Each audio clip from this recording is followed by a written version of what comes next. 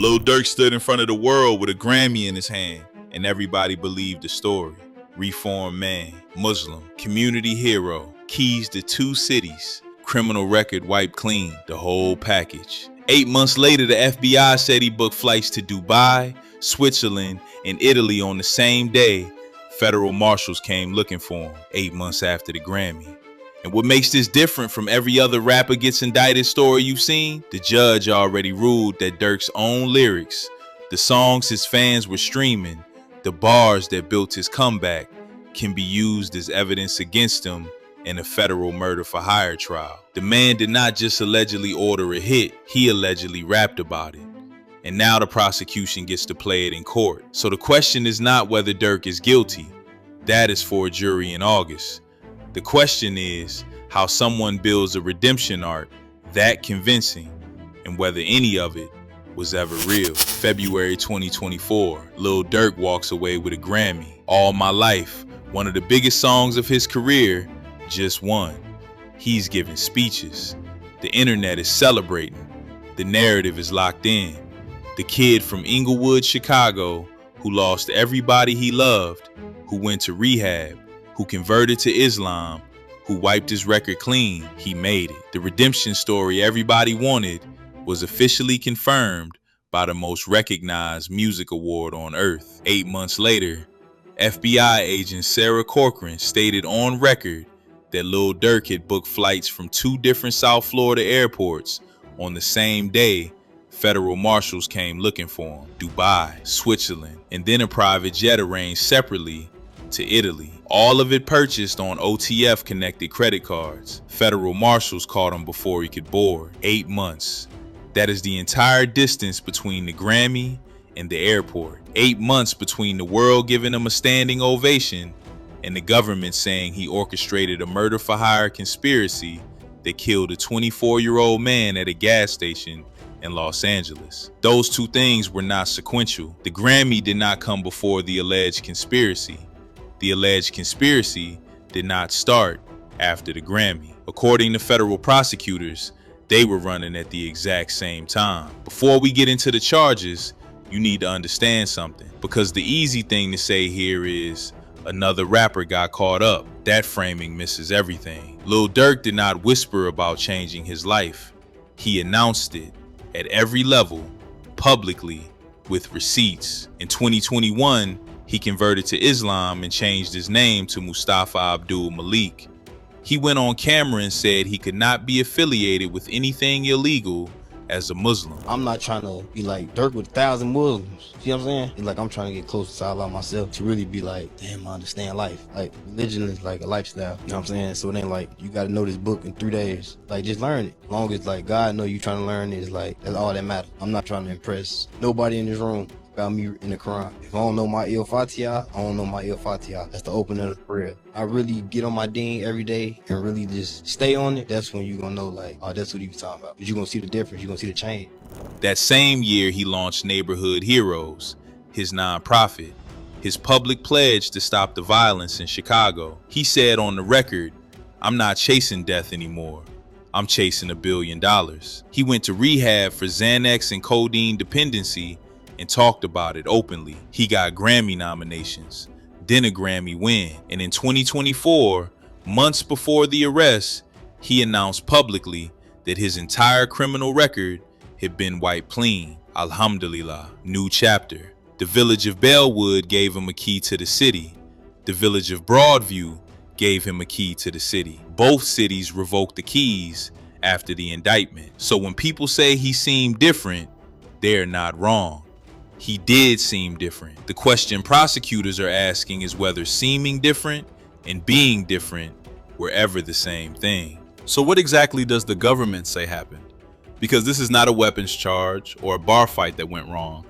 This is a federal murder for hire indictment. And the mechanics of what prosecutors allege are specific enough that you need to hear them clearly. August 19th, 2022, Quando Rondo and his cousin Xavier Robinson, known as Lil Pab, are in Los Angeles. According to prosecutors, members of Durk's OTF collective had flown from Chicago to California. They spent the day tracking Quando's movements through the city, waiting. The night before, one of the co-conspirators used a credit card linked to Lil Durk to book a room at the Sheraton Universal Hotel. Ski masks were purchased. One firearm was converted to fully automatic. At a gas station near the Beverly Center, they moved. Quando Rondo survived. Lil Pab, 24 years old, standing outside a black Escalade, was struck and killed. Quando's scream at the scene went viral. The grief in that sound was raw and uncontrollable. The ending of a shooting that started in Beverly Grove. Sheriff's deputies pulling out a man who had been shot in an SUV. This man, a passenger in that car, frantic at the sight. It all started at this mobile gas station at 5:30 Friday evening. According to reporting on the case, that same scream was later sampled by Durk on a track called Same Side. Hey, bro, come on now, dawg. Come on, man. With Rob 49. He took the sound of his alleged victim's cousin breaking down and put it in a song. Sit with that for a second. After the shooting, according to court documents, the group discussed payment before flying back to Chicago. A top OTF associate allegedly handled the ground logistics, the hotel bookings, the weapons, the transportation. But in the indictment, Durk is the man at the top. The one who prosecutors allege provided the financial resources, the coordination, and the direction. And at the center of all of it, prosecutors allege, was one name, Quando Rondo, the man Durk believed was responsible for something that changed everything. To understand why Quando Rondo, you need to understand King Von. Not the Wikipedia version, the actual relationship. Von was not just a label signee. Durk called him his twin, his baby bro. They grew up blocks apart on the south side of Chicago. Durk signed Von to OTF in 2018. Believed in him before the numbers confirmed it, and built a professional and personal bond that ran deeper than most blood relationships in this industry. When Von dropped Crazy Story, when the mixtape started charting, when the debut album hit number 5 on the Billboard 200, all of that happened inside the OTF structure Durk built for him. November 6th, 2020. King Von was shot and killed outside a hookah lounge in Atlanta. He was 26. An associate of Quando Rondo's crew was identified as the shooter. Durk's response was public grief and then silence about retaliation. Behind that silence, prosecutors allege, something else was moving. The loyalty which defined his entire brand, OTF, Only the Family, the name on everything he built, is the same loyalty that allegedly turned into a murder-for-hire plot targeting the man he held responsible for his brother's death. The streets did not ask Durk to be logical. They asked him to be loyal. And if prosecutors are right, he was. Now here's the beat that nobody in hip-hop has fully sat with yet. The judge in this case has already ruled that Lil Durk's own lyrics and music videos can be introduced as federal evidence at trial. His own bars in a federal courtroom against him. Think about what that means. The music that rebuilt his image after King Von died. The songs that earned him Grammy nominations. The verses that made All My Life the anthem of his redemption arc. A federal judge looked at those same songs and said, yes, these can be used to prove criminal intent. And when you read the specific lyrics prosecutors are pointing at, you understand why. On a Nardo Wick track, Durk rapped, "Better do what Nardo said, cause people die for pumping gas." Lil Pab was killed at a gas station. Prosecutors argue that line is not a coincidence. He also rapped, "Got it back in blood. Y'all just don't know." And on a track called Federal Nightmares, which is genuinely what this became, he rapped, "When trial come, it ain't on your phone, it be your homie though. He on the stand with his head down, like you don't know me though." He scripted the entire thing, the hit, the cover, the betrayal. He put it in bars, released it on streaming platforms, and his fans streamed it billions of times without knowing they were listening to what a federal prosecutor would later call a confession. The art that made him famous and the evidence that may end his freedom are the same document. And the most unsettling thing, he knew what was coming. He rapped it first. I'll never understand how these ninjas get on top of the world and still end up in prison for things that could 100% be avoided. When the feds came looking for Lil Durk in October 2024, he was in South Florida. And here's what you need to understand before I even tell you where he was trying to go. Dubai has no formal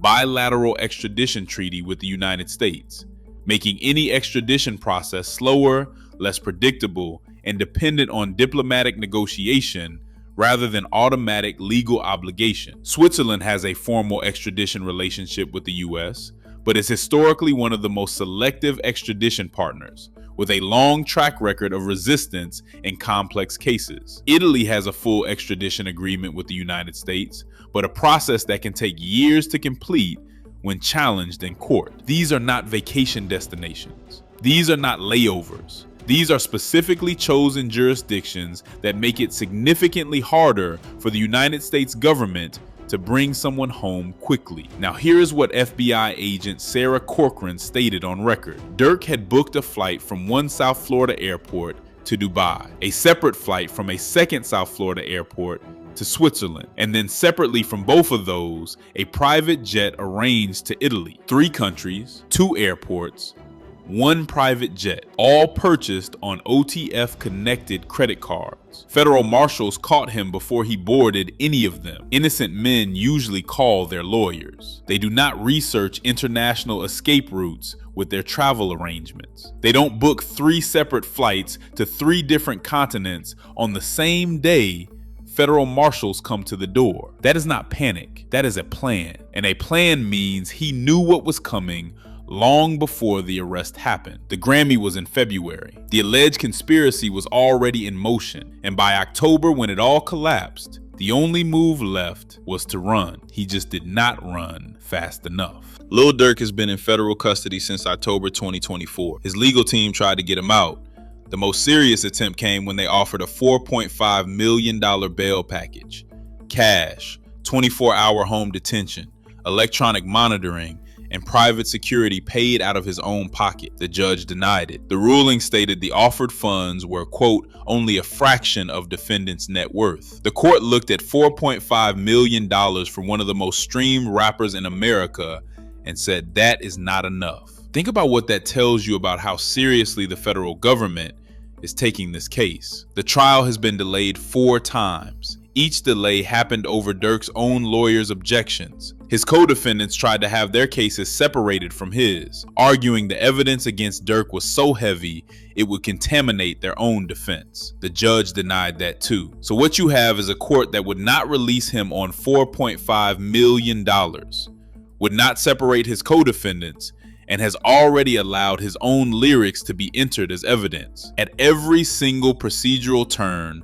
the ruling went in one direction. That is not a coincidence. That is a pattern. And that pattern tells you something about what is sitting inside those 30,000 pages of evidence prosecutors have spent over a year reviewing. Now, here's where the story stops being about a federal case and starts being about something Durk already knew was possible because he rapped about it first. OTF Jam served 12 years in federal prison. 12 years. That is not a short bid. That is over a decade inside a federal facility without cooperating, without flipping, without giving prosecutors anything they could use. By the code Durk built his entire brand on, that is the definition of loyalty. Jam gets out. According to reporting on the case, Durk gave him $50,000 cash, a car, a house. There is footage of Durk publicly praising Jam on camera, celebrating him, calling him his people, vouching for him in front of everyone. And according to prosecutors, at the time that footage was recorded, Jam was allegedly already cooperating with federal investigators. The man Durk housed, the man Durk funded, the man Durk put on camera and celebrated. That man allegedly handed federal prosecutors the decoder for every coded conversation they had been trying to crack. The 12 years of silence ended the moment someone dangled a life sentence in front of him. And when it ended, it took Durk down with it. Without that Jam, I'll give him 50 and got to ask again. So, supposedly he had gotten locked up, and once he got out, Durk gave him 50,000. And that kind of goes into people saying, damn, how could you ever snitch on Durk later when you got locked up and you got out, Durk actually gave you some money. Anyway, he's still not like addressing the fact if he's telling or not, which is kind of almost signs that maybe he is telling, because chat, there's these things where people get accused of stuff. Remember when Meek Mill got accused of fucking Diddy, and he came online and he said a lot of shit, and not one time did he said I didn't fuck Diddy? And you're like, bro, that's like the first question to answer. Like, it's like Boston Richie too. Like Boston Richie, like, well, I don't think this is the most important question, but some people are like, yo, did you get hit by the Pegginator? You know what I mean? Were you getting pegged, bro? And he kind of answered everything, but he didn't give a straight answer like, no, I didn't get pegged. And it's one of those things where we're like, why not answer the obvious question? It's like OTF Jam now. It's like, Jam, we're all hearing that you're the snitch. You're telling us mad info we don't care about. Could you just confirm or deny you're the snitch? So we got to make up our own minds, but this guy won't answer the question directly. Anyway, whatever. So this guy supposedly is out now, and he dropped a location. He says 726 East 164. And here's what makes this almost unbearable to process. On Federal Nightmares, Durk rapped, "Delete my iCloud if they really on me though. When trial come, it ain't on your phone. It be your homie though. He on the stand with his head down like you don't know me though." He wrote the exact scenario. He described the betrayal in detail. He released it on streaming platforms. His fans streamed it billions of times. And then it happened exactly the way he said it would. The homie, the stand, the head down. The streets do not run on loyalty. They run on leverage. Durk knew that. He rapped it, and then he forgot it when it mattered most. While all of this has been moving through the courts, Lil Durk has been sending messages from federal custody. In a jail call that circulated publicly, he said he is tired of being a pawn for the culture, that it has been sitting on his heart to save the next generation, that he has been reading Huey P. Newton and Fred Hampton, that he wants to be a hero for the kids who look up to him. I just want to give y'all just an update on my mind state. I just been reading to get into these books, just working on my patience. I've been reading Pawns in the Game by William Gackar, Huey P. Newton, Fred Hampton, Elaine Brown, just all the revolutionaries, who've been through something and stand for something that a lot of people don't know of or forgot about. And it's just been sitting on my heart lately to just save the generation, bro. Save these kids. They don't deserve it. I'm just tired of being a pawn for the culture. Entertaining and being ignorant. You know what I'm saying? I want to change the world around to being positive. I want to start with saying, like, when it comes to support, I'd be cool because, when Jay-Z went through his situation, he the people's champ. They turned their back on him. Even Drake and Kendrick, you know what I'm saying? So I'm gonna be the first one to just do it, you know what I'm saying? And not saying the first one to do it, but, for these kids, we got to be their heroes. You know what I'm saying? They got to look up to us in a positive way. You know what I'm saying? And a lot of people ain't gonna like it. If you can't make money off of it, they ain't gonna like it. So I'm gonna be the first one to do it. Revolutionary. Growth in prison is real. One sentence, and then we move. Because here's what the streets and the courts do not care about. They do not care about who you become after. They care about what you did before. Lil Pob was 24 years old. He was standing outside a black Escalade at a gas station near the Beverly Center when the shots came. He didn't get a jail call, didn't get a redemption arc, or the chance to read books and find clarity inside a federal cell. He got a gas station in Los Angeles. And now the man who prosecutors allege ordered the plot that killed him is sending prison calls about saving children. The accountability does not cancel the growth. The growth does not cancel the accountability. But the transformation happening inside that federal cell does not reach back to August 19th, 2022. And Lil Pop's family knows that better than anyone listening to those jail calls. The widest truth in this entire story, Lil Durk is not the first person this has happened to. He is not unique. And the reason he is not unique is because the cover story was never just his. It belonged to everyone who needed it to be real. Labels needed it. A Grammy-winning artist with the redemption narrative sells more than a rapper from the streets with a criminal record. The Changed Man arc made the music mean more, made the streams worth more, made the brand worth more. Platforms needed it. Award shows needed it. The entire machinery that celebrated Durk in February 2024 had a financial interest in the story being true. Nobody looked underneath because nobody wanted to find anything underneath. And Durk understood that. The Islam conversion, the nonprofit, the rehab, the record wipe. None of those things are inherently cynical. People do all of those things genuinely, but when you stack all of them publicly, loudly, with press releases and camera crews, at the exact moment a federal investigation is allegedly building underneath you, the cover story stops being a personal journey and starts being a product. The Grammy was the peak of that product. That is how these things work. You build the image long enough, you start living inside it. You forget that the thing you built to protect yourself is also the thing that makes the fall so much further. Because when the Grammy is real and the indictment is real at the same time, one of them has to give, and it was never going to be the federal government. The hardest part about this entire story is that Durk built something real: the music, the collective, the city keys, the nonprofit, and prosecutors are alleging that the same hands that built all of it also signed off on a 24-year-old dying at a gas station in Los Angeles. The cover story was not fake because it was invented. It was a cover story because it was incomplete. The part that got left out is the part a federal jury is going to hear on August 20th. And y'all tell me something in the comments. The industry that celebrated the redemption arc, that handed him the Grammy, that gave him the keys to 2 cities, was any of those institutions ever actually looked, or the story was just too valuable to question? Because if the cover story works well enough, nobody checks underneath it. Not the labels, not the award shows, not the fans, not even the man living inside it. And by the time someone does check, a federal judge, 30,000 pages of evidence, a man who wore a wire, the Grammy is already on the shelf, and the 24-year-old is already gone. That is not just Durk's story. That is how this always goes. The last time the industry celebrated someone this hard before the receipts came in, that video is right there on your screen. Click now, and I'll see you on the next one. Panda out.